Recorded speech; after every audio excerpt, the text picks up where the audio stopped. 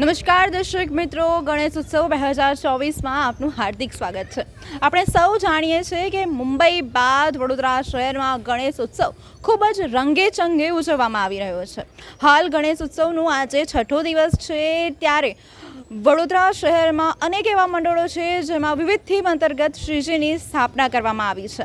આજે અમે આવી ગયા છે વડોદરા શહેરના માંજલપુરના રામકૃષ્ણ યુવક મંડળના શ્રીજીના દર્શન કરવા માટે।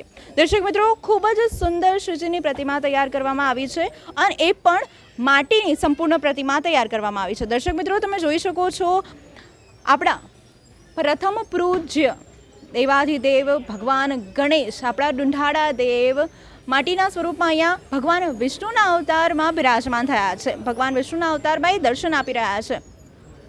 રાજાધિરાજના સ્વરૂપમાં અહીંયા શ્રીજીની સ્થાપના કરવામાં આવી છે અને આ મૂર્તિની વિશેષતા એ છે કે આ મૂર્તિ સંપૂર્ણ રીતે ઇકો ફ્રેન્ડલી છે અને અહીંનું ડેકોરેશન જે છે એ આપણે સૌ જાણીએ છીએ કે ભગવાન વિષ્ણુ જ્યાં વૈકુંઠમાં નિવાસ કરે છે ત્યાં કમળોની વચ્ચે ભગવાન વિષ્ણુ બિરાજમાન છે। એવી જ રીતે અહીંયા કમળનું ડેકોરેશન કરવામાં આવ્યું છે। આ લાઈવ કમળનું ડેકોરેશન અહીંયા તમે જોઈ શકો છો દર્શક મિત્રો, ખૂબ જ સુંદર રીતે અહીંયા શ્રીજીનું દર્શન કરી શકો છો। માંજલપુરની શાન ગણેશજીને નામ આપવામાં આવ્યું છે અને ચોક્કસપણે આ માટીના શ્રીજી માંજલપુરની શાન છે। જોઈ શકો છો આપણા શ્રીજીની બાજુમાં દર્શન કરવામાં આવી રહ્યા છે। ખૂબ જ સુંદર રીતે શ્રીજીની સ્થાપના કરવામાં આવી છે। રાજાધિરાજના સ્વરૂપમાં શ્રીજી બિરાજમાન છે। અહીંયા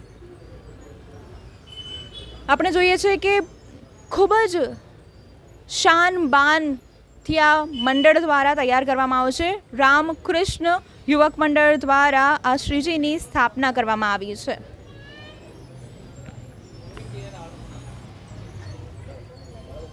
દર્શક મિત્રો, મોટી સંખ્યામાં ભક્તો અહીંયા આવ્યા છે ભગવાનના દર્શન કરવા માટે અને મોબાઈલમાં શ્રીજીની તસવીર કેદ કરી રહ્યા છે। એક યાદ આખું વર્ષ અને જીવનભર એમની સાથે રાખશે। આપણે નાના બાળકો જોઈ શકીએ છીએ અહીંયા। આપણે સૌ જાણીએ છીએ કે નાના બાળકો શ્રીજી સાથે કેટલું કનેક્શન મહેસૂસ કરતા હોય છે।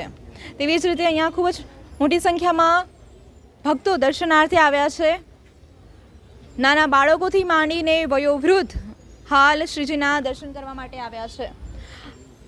આપણે મંડળના સભ્ય પાસેથી જાણીશું કે આ જે બાપ્પાના થીમ છે એ કેવી રીતે તૈયાર કરવામાં આવી છે અને કયા મંડળ દ્વારા તૈયાર કરવામાં આવી છે। જય ગણેશ। અમારું માંજલપુરની શાનથી મંડળ ઓળખાય છે, આરકે ગ્રુપ દ્વારા આયોજિત। આ અમારું 30મું વર્ષ છે અને અમે વિષ્ણુ સ્વરૂપમાં લક્ષ્મી માતાના ફૂલ જે કમળ છે એના પર અમે વિરાજમાન કર્યું છે અને એના પર જ અમે લાઈવ કમળનો કોન્સેપ્ટ રાખીને આખું ડેકોરેશનની થીમ ઊભી કરી છે। અને આ બધી અમારા જે આરકે ગ્રુપના મેમ્બર છે 30-40 જણનું એમની જ આયોજન હોય છે। છેલ્લા 2-3 મહિનાથી અમે આ બધું તૈયારી કરતા હોઈએ છીએ અને મૂર્તિનો કોન્સેપ્ટ બી અમે છેલ્લા 2-3 મહિનાથી નક્કી કરી દેતા હોઈએ છીએ। અને સંપૂર્ણ માટીના શ્રીજી છે અને એનું વિસર્જન બી અમે અમારા જ ગ્રાઉન્ડમાં અમારી જાતે જ અમે ખાડો ખોદીને પાણી ભરીને કરતા હોઈએ છીએ। જય ગણેશ। આ જે થીમ રાખવામાં આવી છે, જે સ્ત્રીઓ બિરાજમાન છે એ કોનું સ્વરૂપ છે? એ સેવિકાનું સ્વરૂપ છે। એ ગણપતિ દાદાની સેવિકાનું સ્વરૂપ છે। એમની આજુબાજુ ગણપતિ દાદાની આજુબાજુ એઝ અ સેવિકા અમે કોન્સેપ્ટમાં ઊભા રાખ્યા છે। અને આ મંડળ દ્વારા 30 વર્ષથી ગણેશજી હા, બિરાજમાન કરવામાં છેલ્લા 30 વર્ષથી આ અમારું 30મું વર્ષ છે અને માટીના શ્રીજી અમે છેલ્લા 10 વર્ષથી બેસાડીએ છીએ। સંપૂર્ણ પર્યાવરણ પર્યાવરણને ધ્યાનમાં રાખીને।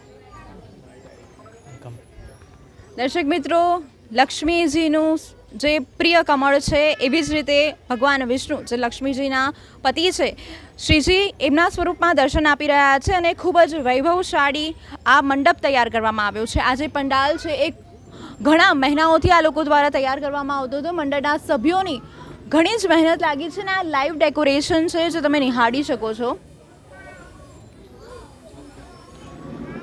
ખૂબ જ મોટી સંખ્યામાં ભક્તો દર્શનાર્થે આવી રહ્યા છે અને સંપૂર્ણ માટીના શ્રીજી છે એટલે પર્યાવરણની જાળવણીનો સંદેશ પણ મંડળ દ્વારા આપવામાં આવી રહ્યો છે।